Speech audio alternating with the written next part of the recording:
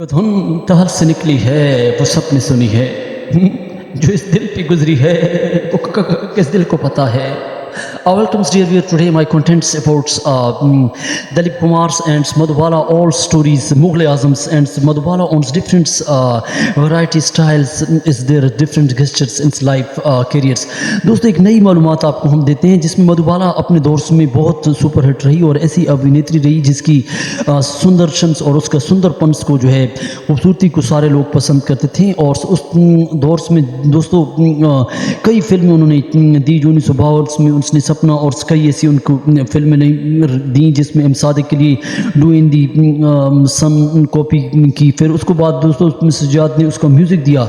लेकिन चलती का नाम गाड़ी में किशोर कुमार के साथ उनकी कारण रहे. किशोर कुमार ने उसको मधुबाला ने किशोर कुमार को पसंद किया और उसकी शायरी उसका गाना और क्योंकि वो बंगले जायदादों से तंग आ चुकी थी और वो उसने प्रपोज किया था किशोर कुमार को कि ये उसके साथ अच्छा गाएंगे और अच्छा वक्त बीतेगा. और उसको क्योंकि गाना और हंसाना और हंसी मजाक जो है किशोर कुमार की नेचर्स में था तो वो हरफन मौला ने उसके साथ वक्त बिताया. लेकिन उस ज़माने में दोस्तों एक फ़िल्म बन रही थी दुलारी जिसमें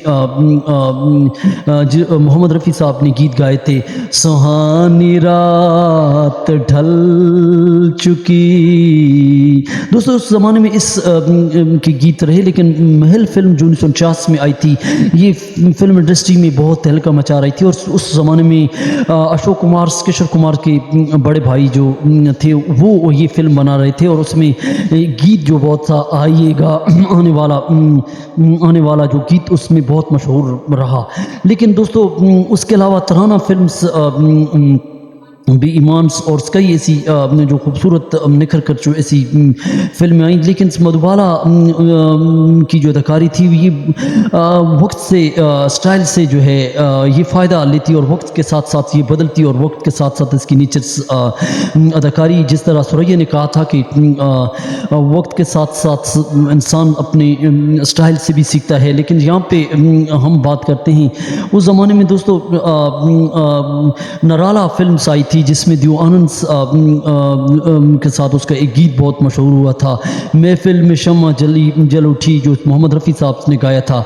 लेकिन दोस्तों जेरी नोट्स उसके बाद 1959 में आई और उसमें दीवानंद ने नेचुरल अदाकारी की. और फिर उसके बाद दोस्तों कई ऐसी फिल्में आई. काला पानी आई और फिर मुग़ल आज़म्स में तो दोस्तों मधुबाला का करैक्टर्स बहुत अच्छा रहा. लेकिन मधुबाला इसमें इसने उल्टियाँ भी की थी और ये फिल्म्स जिसमें खून की उल्टियाँ की थी. और ये 1953 में फिल्म शुरू थी और 1954 में ये रिलीज़ हुई. और लेकिन इस फिल्म में कई ऐसे कारण हुए. लेकिन दोस्तों ये 20 सालों तक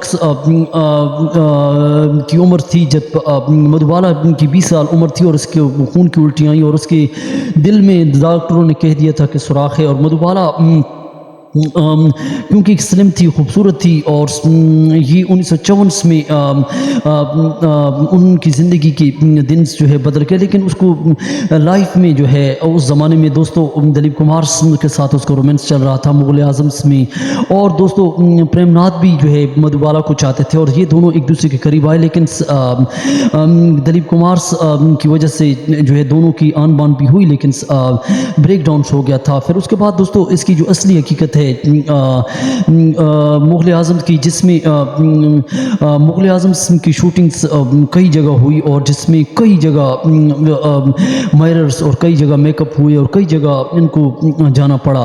लेकिन दोस्तों इसमें मधुबाला को दलीप कुमार ने जो एक चैन था उसको उठाने के लिए जो है कई गौसा भी किया. और मुग़ल आज़म्स में जो मधुबाला के लिए क्योंकि वज़न से उठाना बहुत मुश्किल था लेकिन मधुबाला ने वो जंजीर जो था वो चैन जो था वो उसने बहुत मुश्किल से उठाया. और प्रोड्यूसर्स ने भी कई बात कहा था. लेकिन दोस्तों मधुबाला उसके बाद जो उसने खून की उल्टियाँ की और इसी फिल्म के अंदर मुग़ल आज़म के अंदर जो है उसको बीमारी लाहक हुई थी और डॉक्टरों ने कह दिया कि आपके लिए वज़न उठाना और चलना फिरना बहुत दुश्वार है और आप फिल्मों से किनारा कश रहें और आप आराम करें. लेकिन 7-8 दिन घर में रहती और उसके बाद दोस्तों फिर फिल्म के लिए आती और 1962 में लीडर फिल्म आई.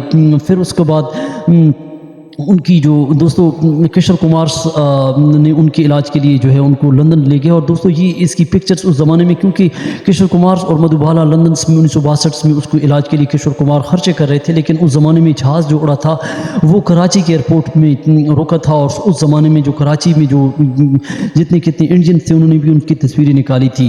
دوستو یہ اس زمانے کی ہم بات کرتے ہیں کہ مدھو بالا کی آن بان جو اس زمانے میں ہوئی تھی, وہ نیا دور میں دلیپ کمار نے اس کو جب تھپڑ مارا تھا تو اس کے والد نے کیونکہ 30,000 روپے لیے تھے, اور اس زمانے میں دوستو ان کے خلاف بی آر چوپڑا بھی تھے, لیکن پھر بی آر چوپڑا نے کئی فلموں میں مدھو بالا کو دیا.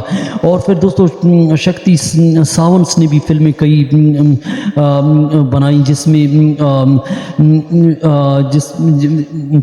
انسان جاگ اٹھا اور جیلی نوٹس, جو اس قسم کی شکتی ساونت نے بھی فلمیں دی تھی, جو 60 کے دور میں جو اس کی خوبصورتی اور اس کی جو سندرشنس میں اس کی جو خوبصورتی تھی اس کا مقابلہ ایکٹنگس میں کوئی بھی نہیں کر سکتا تھا. یہاں تک کہ برٹنس عورتوں نے بھی کہہ دیا تھا کہ جو ہم نہیں کر سکی وہ مدھو بالا کر سکیں. دوستو یہ اتنی خوبصورت اور اتنی دلکش اور اس کی سندر ان کی خوبصورتی تھی, لیکن اس کا جو نصیب اور اس کی جو قسمت تھی وہ بالکل جنگلی کے ہاتھوں میں تھی. اور دوستو پھر اس کے بعد کئی ایسی